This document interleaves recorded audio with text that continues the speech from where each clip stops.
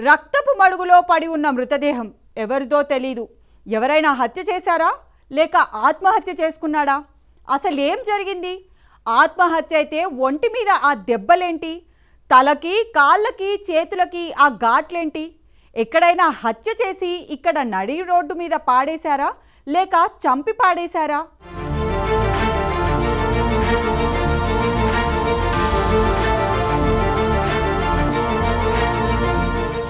నగరంలోని హైత్నగర్లో దారుణ ఘటన చోటు చేసుకుంది.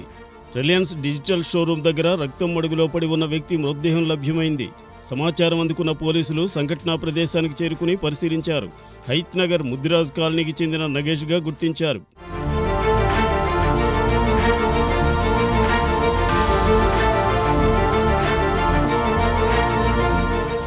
నగేష్ను హత్య చేసి మృతదేహాన్ని పడేశారా లేదా అక్కడే హత్య చేశారా అన్న అనుమానాలు వ్యక్తమవుతున్నాయి.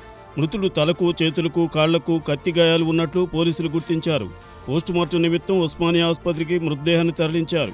కేసు నమోదు చేసిన పోలీసులు క్లోజ్ టీంతో దర్యాప్తు చేపట్టారు.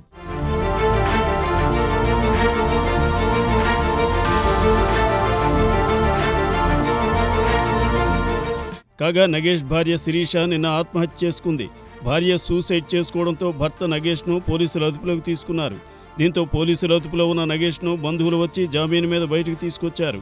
అయితే శిరీష ఆత్మహత్యతో నగేష్పై ఆగ్రహంతో మృతురాలి బంధువులు హత్య చేశారా లేక భార్య ఆత్మహత్యతో నగేష్ ఆత్మహత్య చేసుకున్నాడా అనే కోణంలో కూడా పోలీసులు దర్యాప్తు చేపట్టారు.